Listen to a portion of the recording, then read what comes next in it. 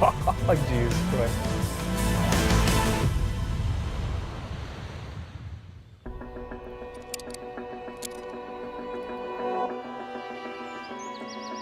Our ancestors, they came with the horses. To get to Riga, it took 100 kilometers, it took 2 days, and that means that you cannot go faster. And that's important thing. So you need to stop, to socialize, and then to go to the next place. So you cannot drive, like just put the fuel and drive some 800 kilometers because you need to do it. It's unhuman.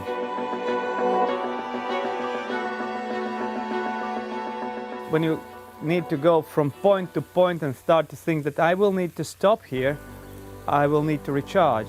And by the way, maybe I can get to know somebody, get to see how they live here. So it's better for the communication between the people, because this communication nowadays is lost mostly.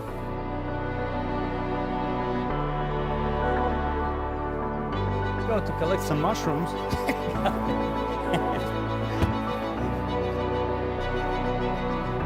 Okay. Oh, Jesus Christ. This is airplane. 100. 100 in 2 seconds. That's what we thought about. Yeah.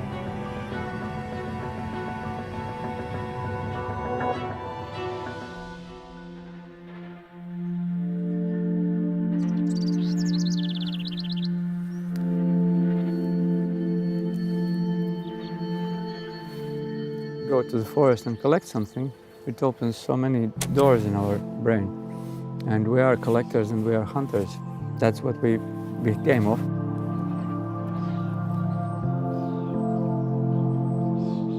This is a World Cup in mushroom picking.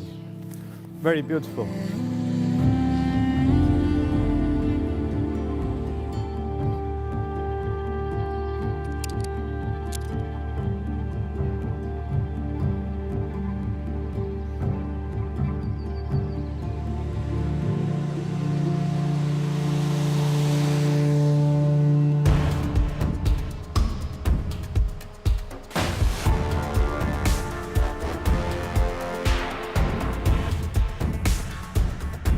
It's like gravity doesn't exist anymore, you just do whatever you imagine.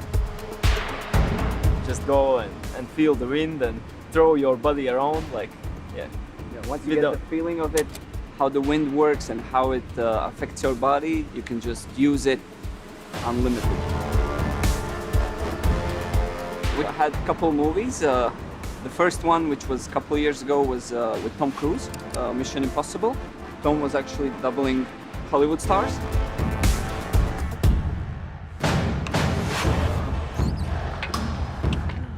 This is so cool, like this is really cool.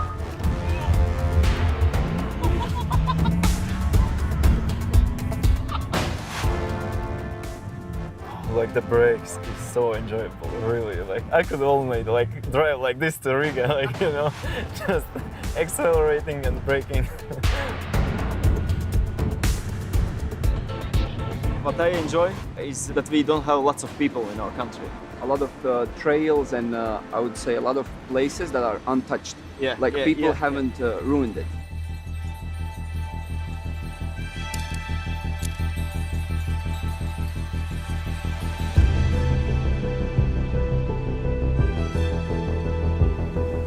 We traveled with a car and we stopped and we saw these ruins. It was ruins in that time.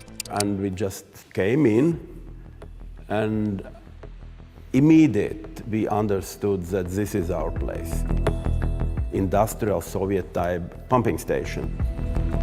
I fulfill my old dream. My best book in my childhood was Mystery Island by Jules Verne.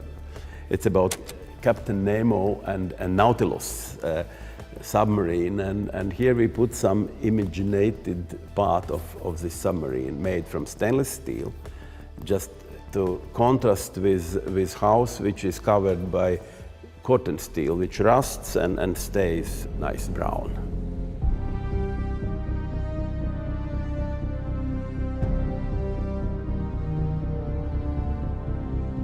Loft living, it is the way of the way of living. And nowadays people, really creative people, try to live in these unusual conditions. To live here, that is outstanding. That's not traditional. Traditional houses are at the waterfront, and you have these small windows and you go over the dunes to the sea, but here, sea is here.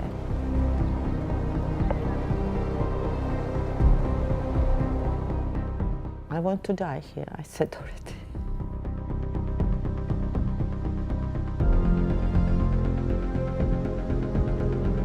This dramatic change is what happened in Latvia, in former Soviet Union, of course made my life very, very interesting.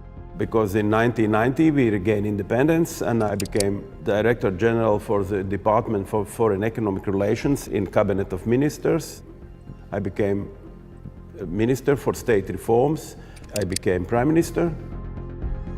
Man had to change his life in 5 years and then start something else. And I actually followed this rule. Latvians are quite calm and we like guests. Not maybe so much as Georgians, but still welcoming. The Latvian landscape and wood, to go into to see the sea, to go into wood, to look at the sky. And our color is gray. 1,000 shades of gray. Sorry.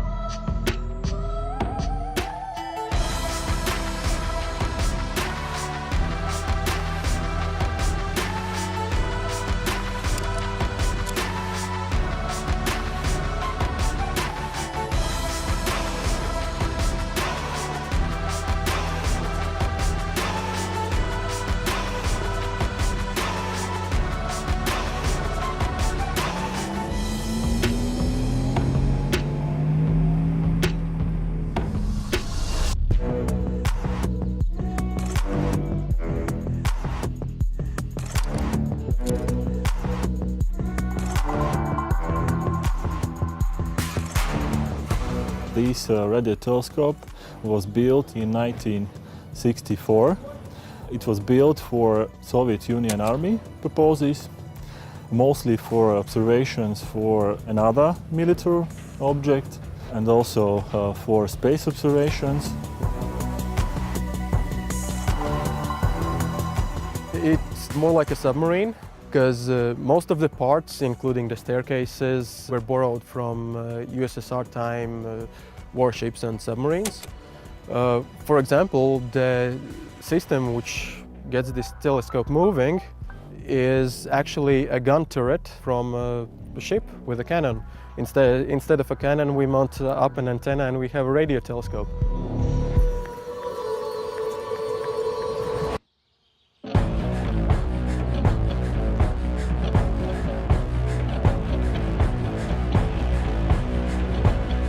This astronomy research is actually more of a global thing. An international team linking these telescope sites in network can do this kind of research. It maybe doesn't solve anything in particular for people right here in country, but it definitely helps for Latvia to integrate in global research teams.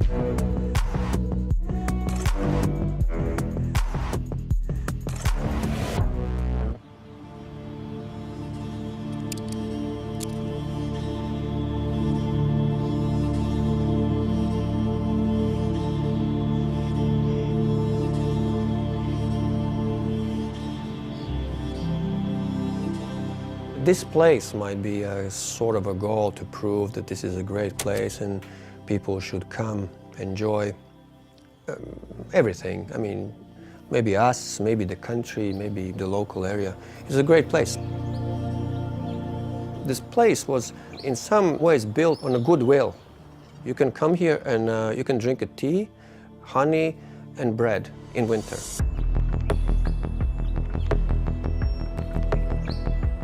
I left Latvia in '79. I was 17 years old. I was getting into trouble with my thinking. I was kind of radical, so I was running into problems and troubles with the local authorities that are basically communist. In North America, I was becoming a better skier. Then I was getting better. Then I made a national team. Then I quit the school. Then I went to Olympics.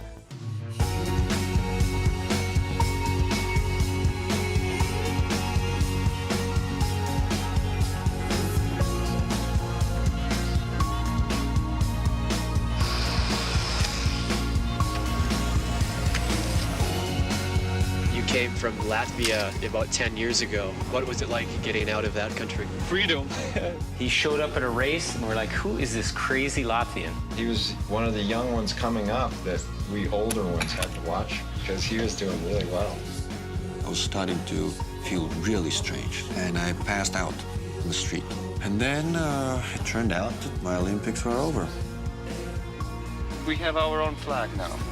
We have our own anthem. Sometimes in your life, there are just these things. It's like a puzzle, you know. It comes together, and maybe you work for it. Maybe you challenge it. I don't know. But these are the times in your life, and when these things come together, you just do it. Everybody goes across the continent, so we decided to go the other way, from north to south. You see the country and you meet people, you meet rednecks, you meet cowboys on the way, all kinds of people. I'm very proud of my country, of course. I do not agree with a lot of things, and I just explained why. I think we could be smarter. Latvians were hard-working people. Some damage was done by Soviet Union, and now the modern times, that also. Take me to the next level. Wow. Hey, it's clean. I'm not used to sitting in the clean cars.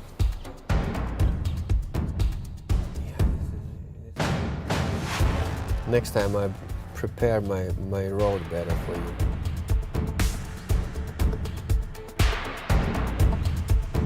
You ready? Yeah. Holy shit. Yeah, this is fast. It's unbelievable.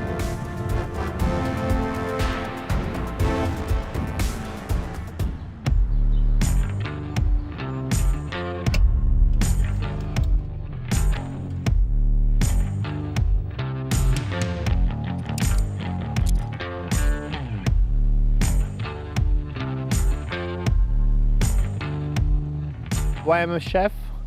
I love food. I like to cook very much.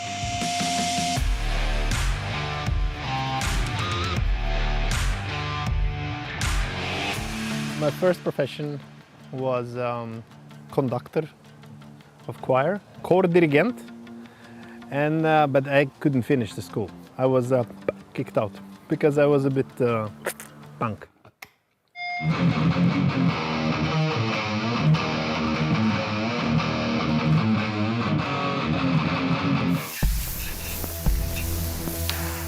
In culinary, you read the recipes and books, and if you play music, you read the notes.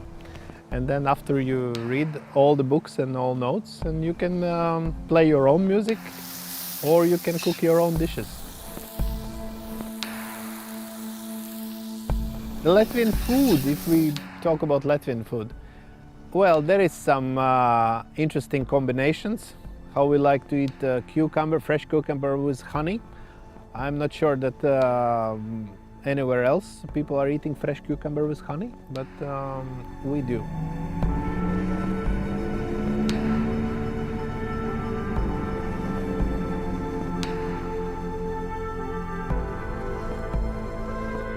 We were under so many different kings through the centuries. And that influence comes from, Germany, Poland, Russia, and Sweden.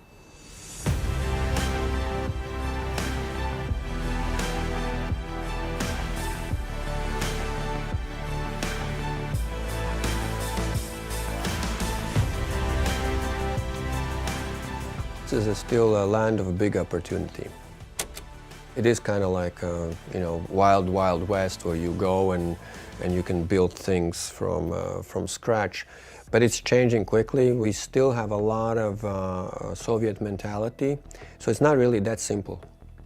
But if you kind of understand how things work, it still is, I think, by a big part, a land of big opportunity. We have absolutely beautiful nature. We have a lot of empty spaces because on this land we live only less than 2 million people. It's 64,000 square kilometers. It's 3 times bigger as Belgium, let's say.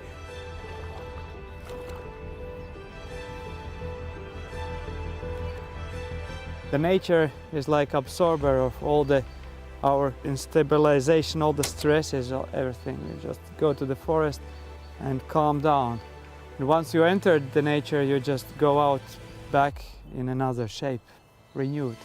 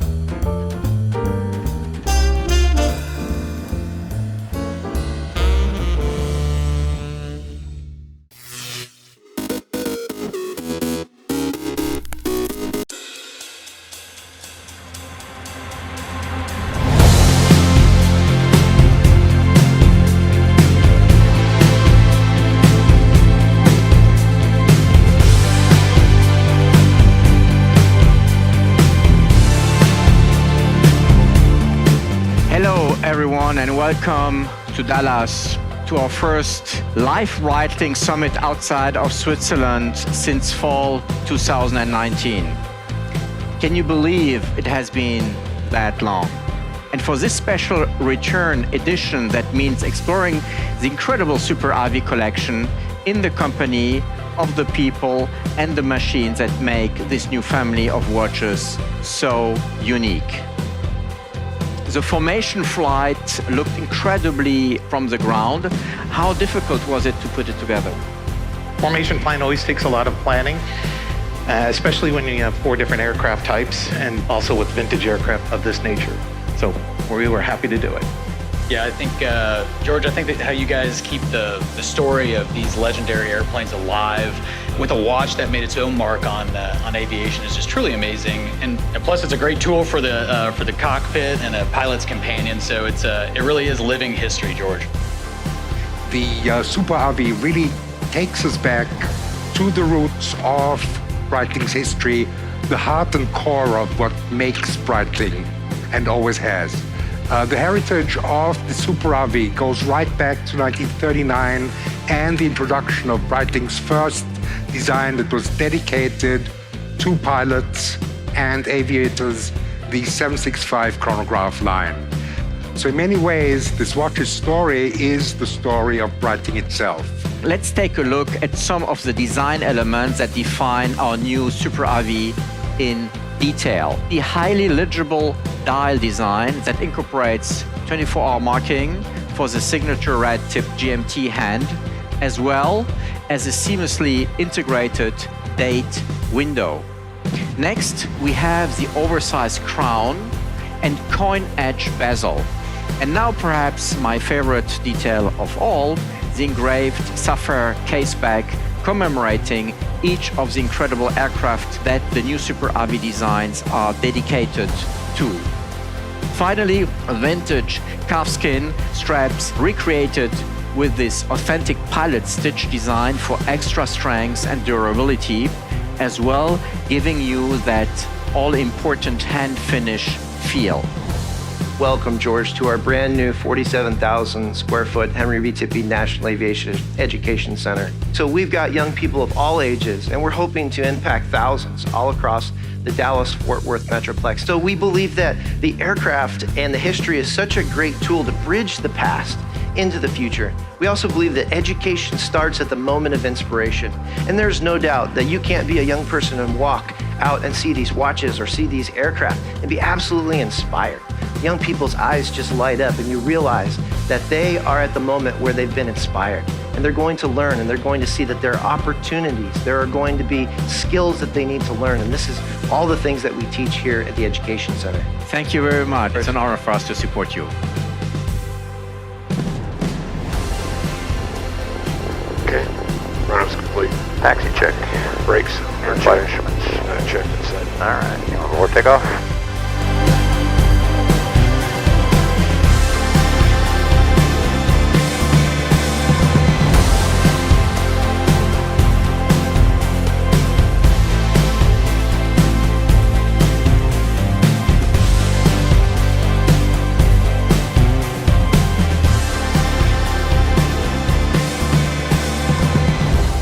Remember, this is just the beginning.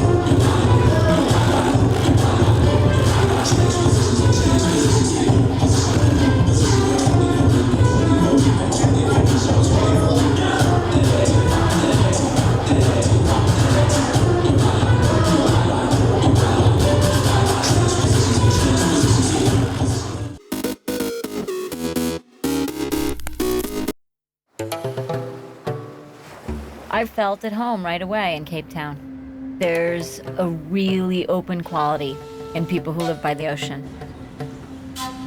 The people here have a real sense of fun, of relaxation, lightness of touch. everywhere you look, there's real style and originality. And I think it's hard not to get caught up in it. It's got amazing food, incredible aromas and color, all the things that make life rich. But I keep getting drawn back to the mountain.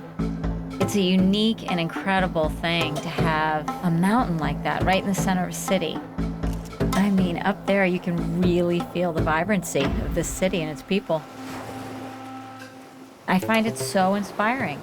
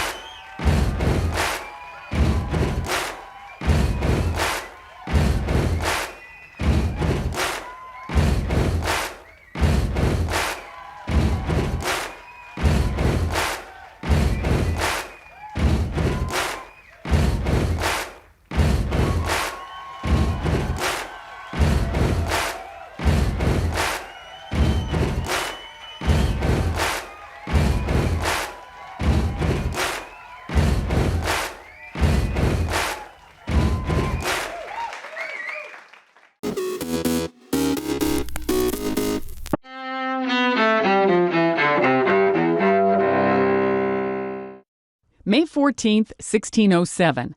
Colonists travel ashore to Virginia to begin building Jamestown, the first permanent English settlement in the Western Hemisphere. 1804.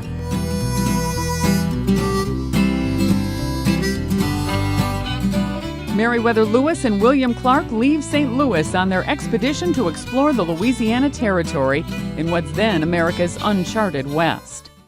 1948. In Tel Aviv, the independent state of Israel, the world's only Jewish state, is proclaimed as British rule in what's then known as Palestine comes to an end. 1973. 3, 2, we have ignition sequence start, all ignition. NASA launches Skylab, America's first manned space station, into orbit from Cape Canaveral, Florida. 1944. Movie producer George Lucas, whose films include the Star Wars series and American Graffiti, is born in Modesto, California. And 1998. Singer and actor Frank Sinatra, also known as Old Blue Eyes and the chairman of the board, dies in Los Angeles at age 82. Today in history, May 14th.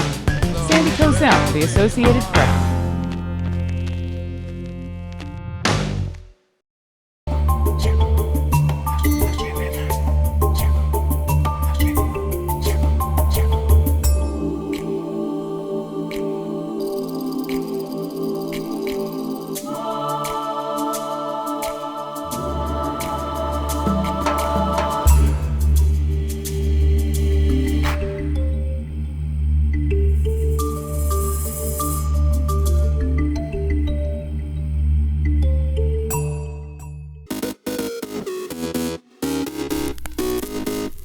Welcome back in our studio, and in today's news,